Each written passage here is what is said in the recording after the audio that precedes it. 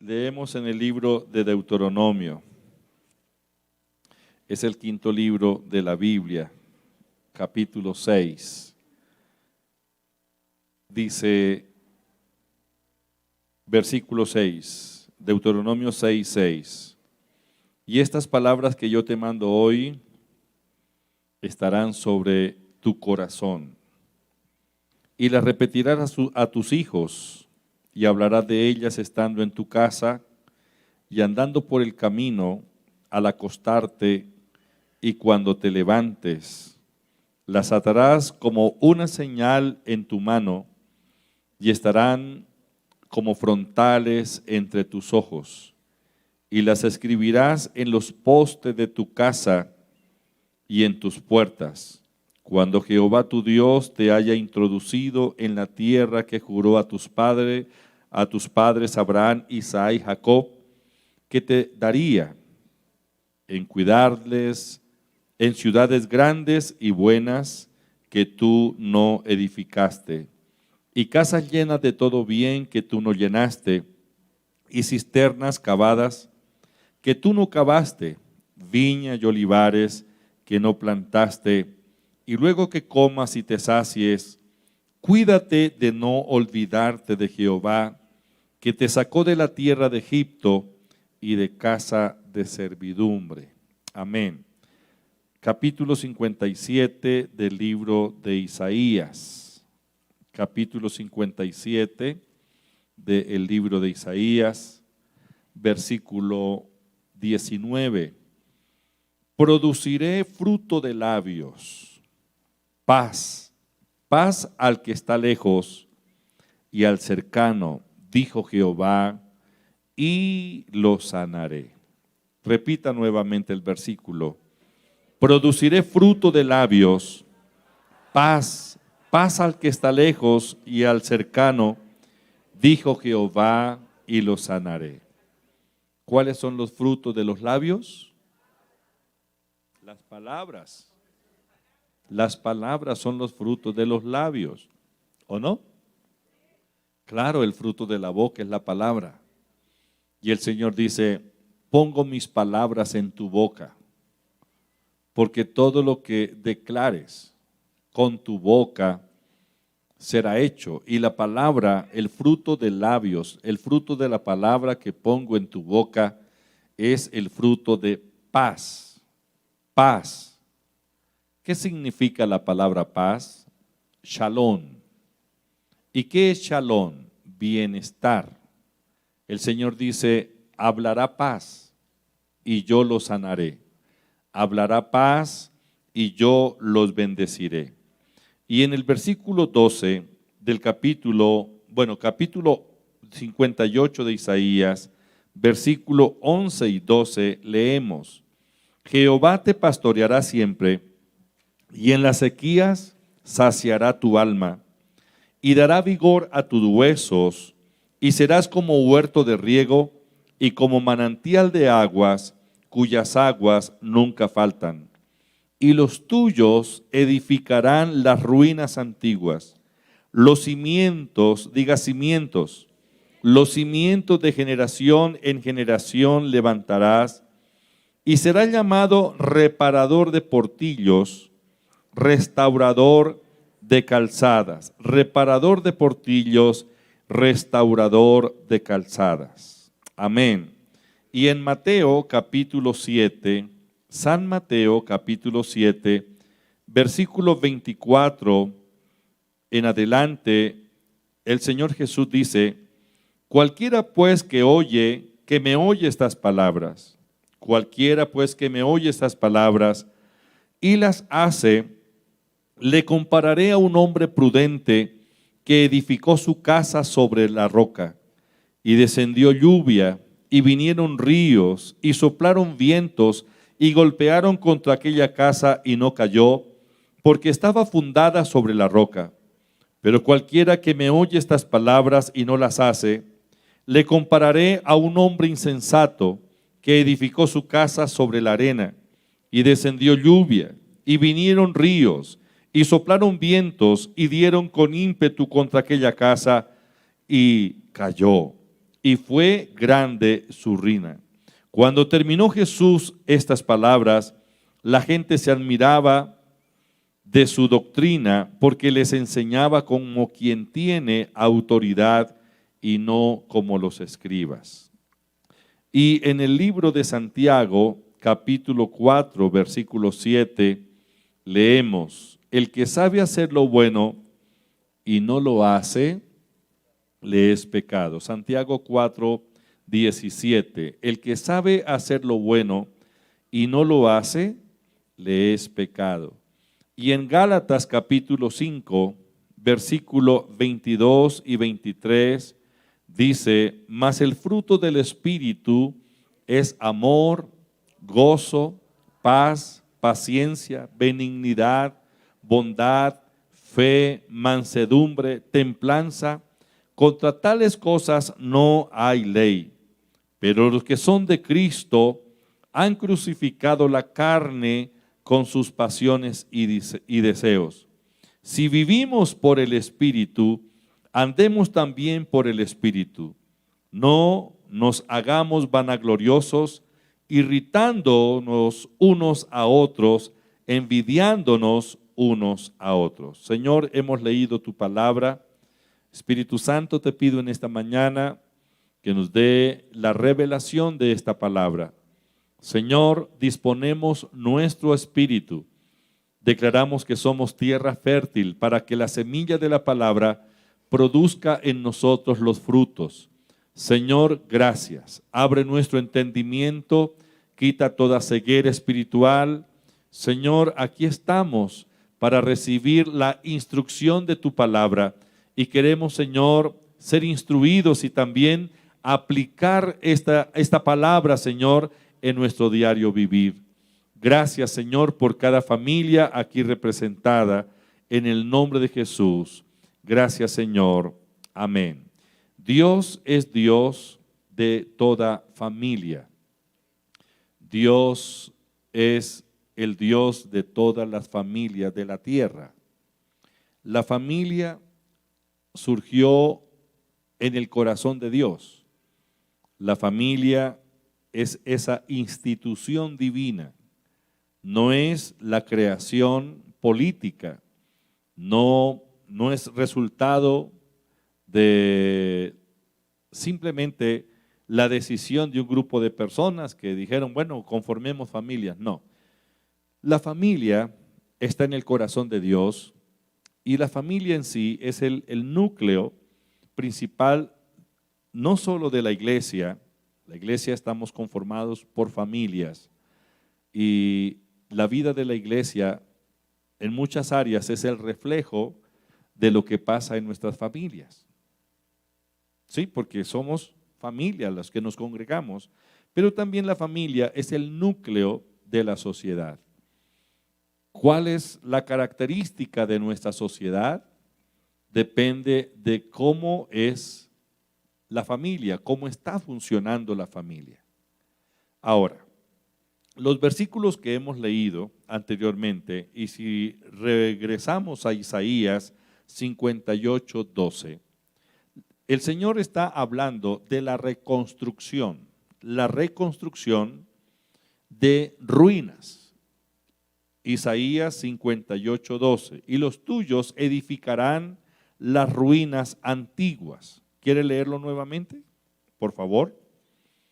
¿Lo lee conmigo? Y los tuyos edificarán las ruinas antiguas, los cimientos de generación en generación. Habla de los cimientos generacionales. Cimientos generacionales, los cimientos de generación en generación. Si no hay cimientos, todo lo que se edifique no garantiza su permanencia, porque son los cimientos los que no solo le dan la estabilidad al edificio, sino que también los hace resistentes ante cualquier situación fortuita, como una inundación, como un terremoto o algo así. Si existen los cimientos, la edificación permanecerá. Pero de acuerdo a los cimientos que hayamos puesto, también podemos construir el edificio. Porque si yo hago cimientos solo para una habitación, pues bueno, sobre esos cimientos no puedo edificar un edificio de 30 pisos. ¿O sí? ¿Se aguantará? No, porque los cimientos no fueron echados pensando en el edificio de 30, sino simplemente en una habitación. Y si yo construyo algo más allá de la capacidad de esa cimentación, pues obviamente voy a tener un resultado negativo, un fracaso, una ruina. El Señor Jesús, cuando habla de que nosotros somos los que edificamos la casa, lo leíamos en San Mateo capítulo 7, versículo 24. Cualquiera pues que me oye estas palabras y las hace, le compararé al hombre prudente que edificó su casa. Aquí hay dos clases de hombres. Uno que es prudente o sabio y otro que es muy tonto o insensato. La palabra insensato significa tonto, quiere decir tonto. Pero note que tanto el sabio como el tonto edifican. Los dos edifican. ¿Qué edifican? Edifican la casa. Bueno, seguramente nos enfocamos en el aspecto físico de la casa y hablamos de casa habitación, pero cuando la Biblia nos habla de casa, habla de linaje, se refiere también a generaciones, pero principalmente se refiere a familia. Casa no es solamente la habitación construida con materiales físicos. Casa en la Biblia está relacionada con familia, con descendencia, con prole, con linaje. Eso tiene que ver con casa. Entonces el Señor dice que todos nosotros edificamos la casa. Todos estamos edificando la casa, ya sea prudente o sea tonto, pero el prudente y el tonto, el sabio y el tonto están edificando su propia casa. Para edificar la casa hay que buscar el fundamento. Jesús dijo, el que edifica sobre la roca y pone los materiales sobre la roca, los materiales que se requieren para levantar el edificio, pues no va a tener ningún problema, porque puede venir la tempestad, puede venir la inundación, puede venir el río, puede golpear contra la edificación, pero porque está sobre una buena cimentación, está sobre la roca y los materiales son los que debe usar, pues va a ser resistente ante cualquier embate que se le presente. Pero aquel que pone materiales que pueden ser en cierto sentido idóneos, pero que no están sobre la cimentación correcta, pues va a tener problemas porque el resultado va a ser la ruina.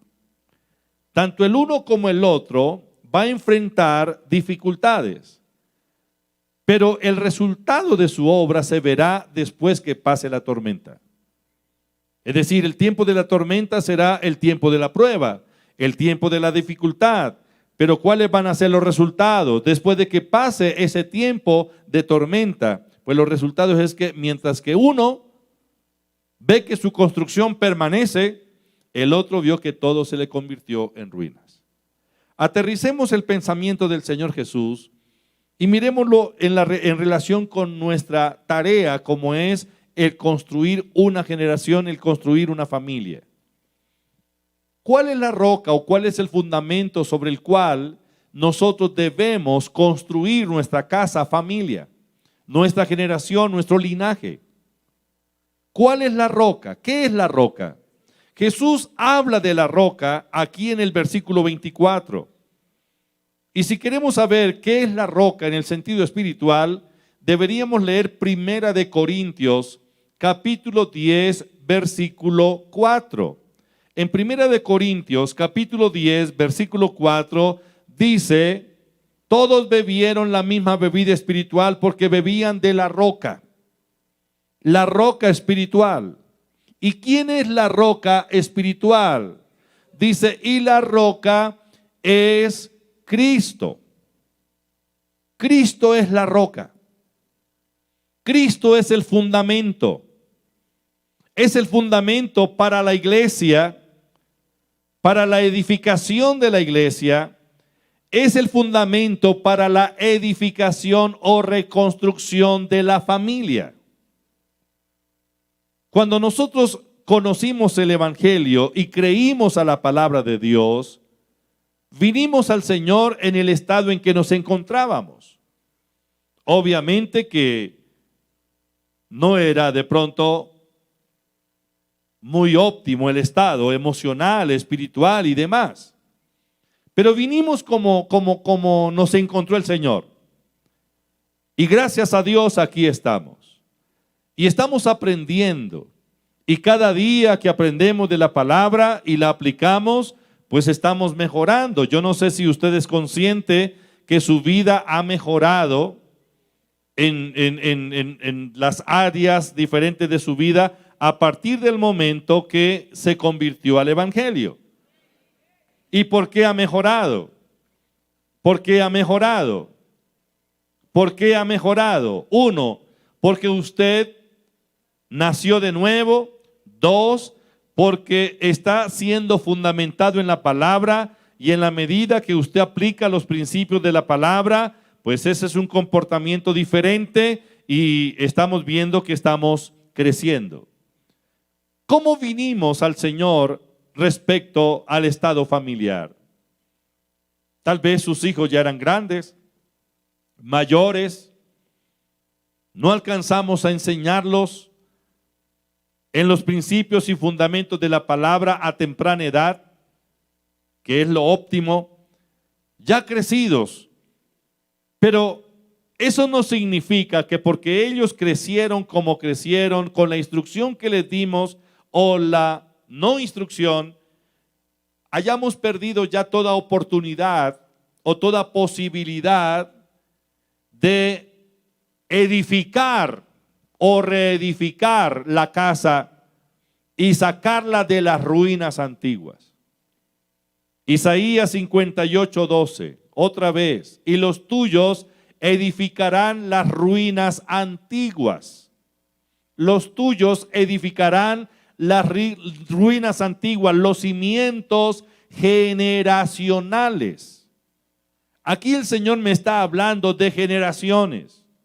Las generaciones que vendrán después de mí, pero que yo soy responsable por la vida generacional, por mis descendientes, y que para reedificar y reconstruir los cimientos generacionales tengo que hacer lo que dice el Señor en Mateo capítulo 7, verso 24. Tengo que aplicar los principios, tengo que aplicar el fundamento, o tengo que echar el fundamento o colocarme en el fundamento correcto para poder ver que la construcción no será una ruina. Ya vimos que la roca espiritual es Cristo. Es la roca, sobre ella estamos fundamentados, sobre ella estamos fundamentados. Ahora, cuando la palabra de Dios, volvamos a Deuteronomio capítulo 6, versículo 6, Deuteronomio capítulo 6, versículo 6, que lo leíamos hace un momento, volvamos allí, porque aquí el Señor nos da la clave. El Señor dice, mire, yo les he dado mi palabra, tienen mi palabra, estas palabras que yo te mando hoy, deben estar en tu corazón. Ahora, todos estamos en Cristo. Diga, yo estoy en Cristo. Cristo es mi fundamento, Cristo es mi cimiento, Cristo es mi base, mi soporte. Es sobre Él que yo estoy. Estamos en Cristo. Ahora el Señor dice, yo te doy mis palabras. Y esta palabra debe estar en tu corazón. Corazón es espíritu, corazón es mente. Hace 3 semanas hablamos de 5 cosas que la palabra de Dios debe ser leída, que la palabra de Dios debe ser memorizada, que la palabra de Dios debe ser meditada, que la palabra de Dios debe ser declarada, que la palabra de Dios debe ser practicada. Recuerdan esas 5 cosas, ¿verdad? Lea, memorice, medite. ¿Qué más? Declare. ¿Qué más? Practique. Lea, memorice, medite, declare, practique. Lea, memorice, medite, declare y practique. Es eso lo que debemos hacer con la palabra. El Señor dice, les he dado mi palabra, pero esta palabra debe estar en tu corazón. Corazón es espíritu, corazón es mente, corazón es alma. La palabra tiene que impregnarme, la palabra tiene que saturarme, la palabra debe estar en mi corazón. Amén. A través de la lectura, la memorización, la meditación. Y luego la palabra tiene que ser declarada. Pero el Señor dice, cuando declare la palabra, no se olvide de sus hijos. Porque a sus hijos debe declararles la palabra. Porque debe repetírsela. Repítasela a sus hijos. Hable de ellas estando en tu casa, andando por el camino, cuando se acueste, cuando se levante. Mire, versículo 7. Hable, repita. Hable en todo tiempo la palabra de Dios sazonada. Ninguna palabra corrompida salga de su boca, sino que toda palabra que salga de nuestra boca debe ser la palabra que edifica. Efesios capítulo 4, versículo 30 al 32. Efesios capítulo 4, versículo 30 al 32. No contristéis al Espíritu Santo de Dios, con el cual fuiste sellados para el día de la redención. Quítese de vosotros toda amargura, enojo, ira, gritería, maledicencia y toda malicia. Antes bien, sed benignos unos con otros, misericordiosos, perdonándoos unos a otros, como Dios también os perdonó a vosotros en Cristo Jesús. Y en el versículo 29 dice, ninguna palabra corrompida salga de vuestra boca, sino la que sea buena para la necesaria edificación. Es decir, nosotros edificamos la casa con la palabra. El Señor dice, la palabra se la he dado hoy. Preste atención. Léala, memorícela, medítela, declárela, practíquela. La palabra es el material con el cual edificamos la casa. ¿De acuerdo? La casa es nuestro linaje, nuestra generación. Y el Señor dice, ustedes están aquí para que asuman la responsabilidad de reedificar las generaciones antiguas y proyectar sus generaciones futuras. Pero tiene que echar el cimiento, tiene que poner el fundamento, tiene que encontrar la roca y sobre la roca edificar sus generaciones. Ahora, note usted en el versículo 29 de Efesios capítulo 4, dice que la palabra que sale de nuestra boca es la que es necesaria para edificación. Es la palabra que edifica. Y la palabra que edifica es la palabra de Dios. Ahora, yo tengo que ir entonces a las Escrituras y encontrar cuáles son los pensamientos de Dios acerca de cada uno de nosotros en lo que toca a nuestro comportamiento. Entonces tenemos que ir a la palabra y encontrar cuáles son los principios y los valores sobre los cuales nuestra generación debe ser construida. Recordemos que un niño nace sin saber nada y que todo lo que el ser es, lo aprende. Nosotros lo aprendimos todo. Ahora, nosotros como padres somos los responsables de edificar nuestra generación con los principios y con los fundamentos de la palabra. No solamente Dios ha puesto la palabra en nuestros labios. Leíamos Isaías 57, 19. Si quiere, volvámoslo a leer, porque el Señor dice, Isaías 57, 19, producirá fruto de labios. Diga, fruto de labios. Palabra, la palabra, fruto de labios. Y los frutos de labios son paz, paz al que está lejos y al cercano, dijo Jehová, y yo lo sanaré. Pero el fruto de labios, ¿cuál es el fruto de labios? Es la palabra. Bueno, fruto de labios es una palabra de adoración, de alabanza, pero fruto de labios es todo lo que sale de mi boca. Y el Señor ha puesto su palabra en nuestra boca. Y es sobre la palabra que nosotros debemos edificar nuestras generaciones. Los valores espirituales, los valores espirituales y morales deben ser utilizados en la edificación de nuestra casa. Pero no solo como pregoneros, sino como ejemplo. Porque no solo oímos y repetimos, sino que ustedes y yo como padres debemos hacerlo. O sea, enseñando a nuestra generación con el ejemplo. Enseñando con el ejemplo. Miremos, por ejemplo, algunos de los elementos con los cuales debemos edificar nuestras generaciones. La honestidad. ¿Qué es la honestidad? Es algo que de pronto no lo aprendimos a tiempo, pero lo estamos aprendiendo. ¿Cómo sabemos que una persona es honesta o no? ¿Porque lo dice o porque se comporta como honesto? ¿Qué es la honestidad?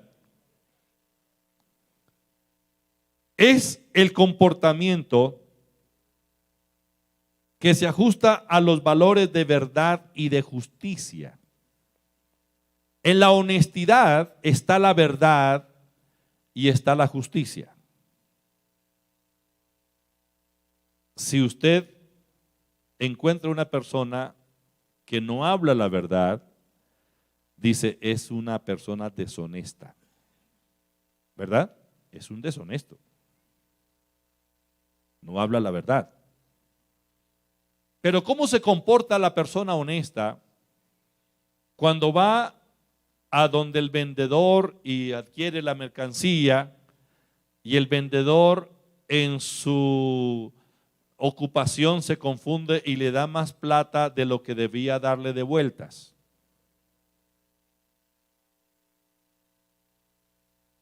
¿Cuál puede ser el comportamiento normal de esa persona? Normal de acuerdo a lo que ella piensa, dirá, uy, tan de buenas. Vea, me salió más barato. ¿Qué se le puede decir al niño que está en la tienda y ve que se le cae a una persona algo de valor y el niño llega y se para sobre ese billete o sobre el objeto y luego lo recoge y lo guarda? ¿Eso es honesto? ¿Eso es honesto? ¿Qué pasa con el taxista que cuando termina su servicio mira hacia atrás y encuentra que quedó un bolso? Y cuando mira ese bolso o esa cartera, encontró varios millones de pesos ahí. ¿Qué debe hacer el taxista? ¿Qué debe hacer? Hace poco oímos la noticia, y eso fue una noticia de un día por radio, por diferentes noticieros, que el taxista se encontró un paquete que dejó un pasajero en la parte trasera de su auto y habían como 12 millones de pesos en efectivo y el taxista se fue para allá y los entregó y le dieron, creo que fueron 200,000 pesos, le dieron de propina. Pero fue noticia. ¿Por qué fue noticia eso? Porque según el estándar del comportamiento de la sociedad, eso es raro. Eso es raro. Que alguien se comporte así, uy, eso es raro. Porque lo normal o lo estandarizado es en la sociedad, una sociedad deshonesta, es que eso no se dé. Agarran la idea. La honestidad está estrechamente relacionada con la verdad y con la justicia. Pero es que esto no se aprende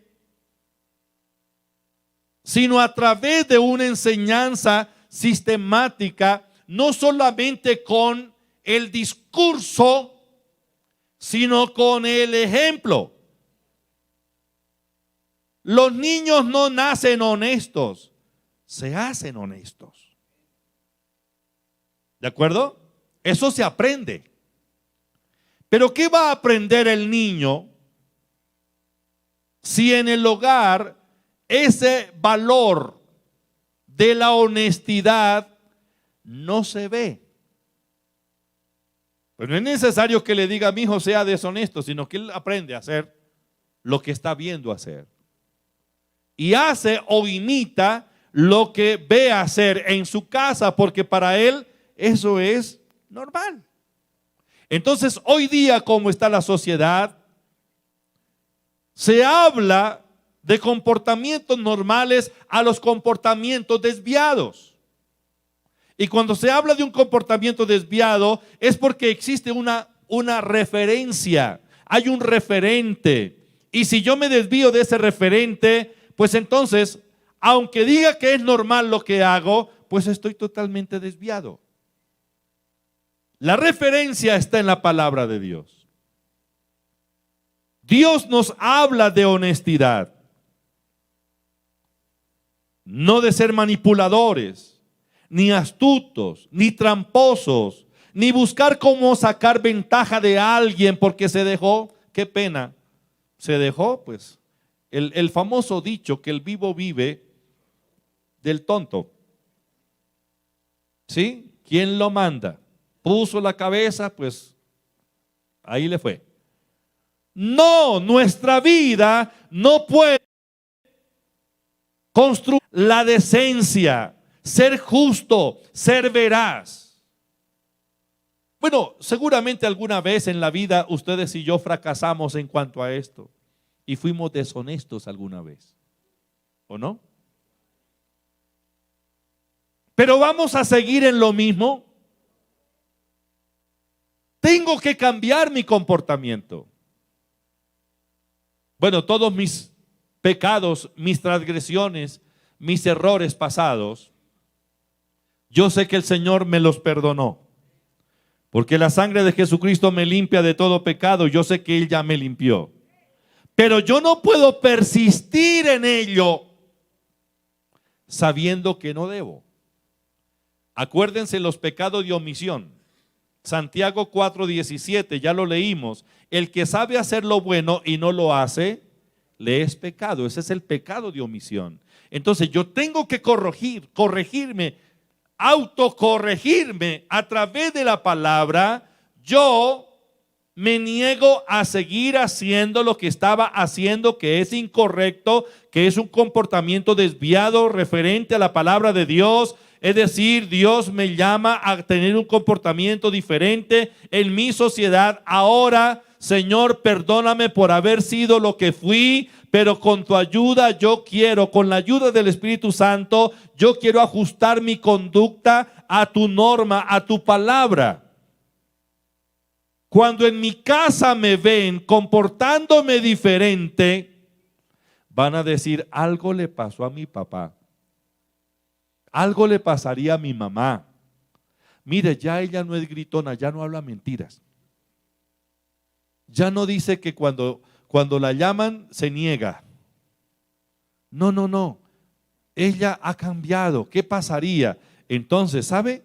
Que es el momento para que nosotros como padres le digamos a los hijos, mijo, hija, hijo, lo que pasa es que ahora estoy edificando mi vida sobre un fundamento diferente y estoy aplicando los principios, y este principio, este valor que viene de la palabra de Dios se llama ser justo, ser veraz, y esto se relaciona con la honestidad. Usted tiene también que ser honesto. Cuando viene el niño del colegio con unos colores que usted no le compró, no diga, ay, mi hijo ya me ahorró esa platica,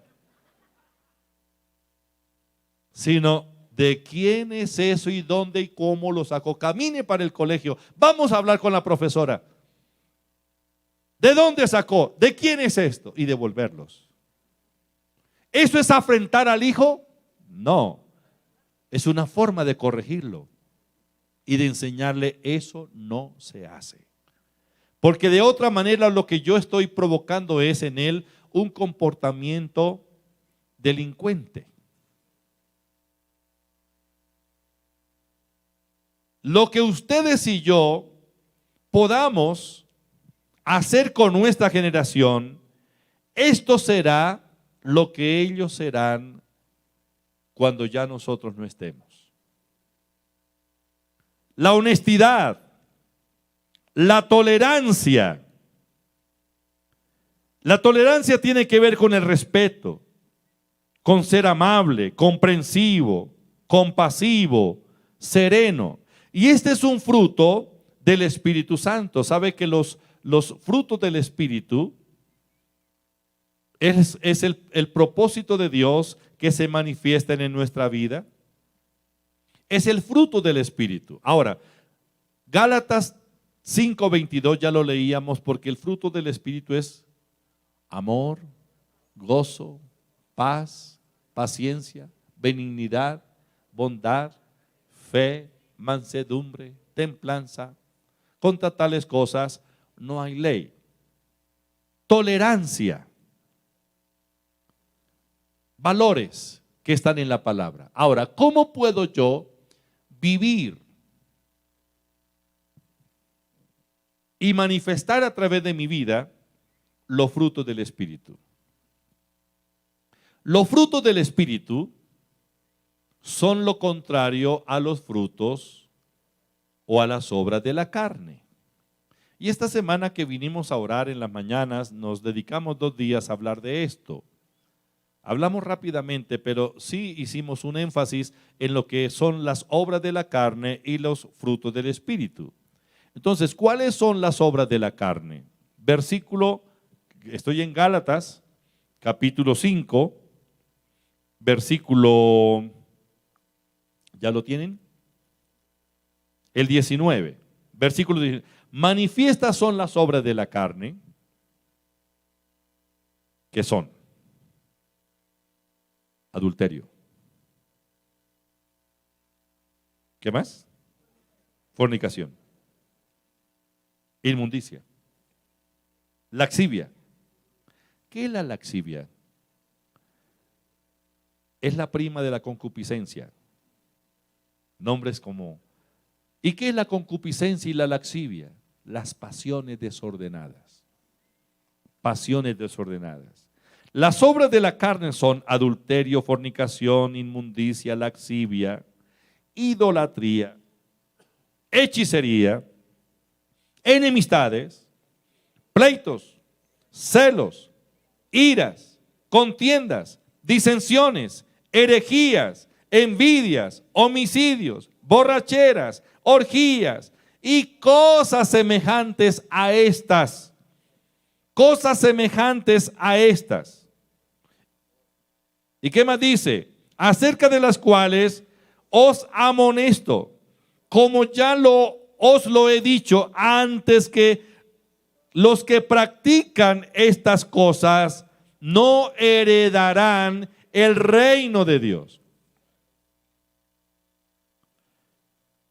¿Cuántas obras de la carne que están aquí descritas todavía las estamos practicando? Gracias a Dios ya no hay adúlteros. Gracias a Dios ya no hay fornicarios. Gracias a Dios ya no hay, ¿qué más? Borracheras. Gracias a Dios ya no va donde el brujo, a donde el hechicero, porque la brujería, la hechicería son obras de la carne. Pero ¿qué me dice de la verdad y la mentira? ¿Pero qué me dice de la honestidad? ¿Pero qué me dice del pleito? ¿Qué me dice de la gritería? ¿Qué me dice de la maledicencia? ¿Qué me dice de la intolerancia? ¿No son obras de la carne? También. Ahora, ¿qué debemos hacer? ¿Cómo podemos superar eso de nuestra vida? Es obvio que con nuestras propias fuerzas no lo vamos a lograr. La gente rencillosa, la gente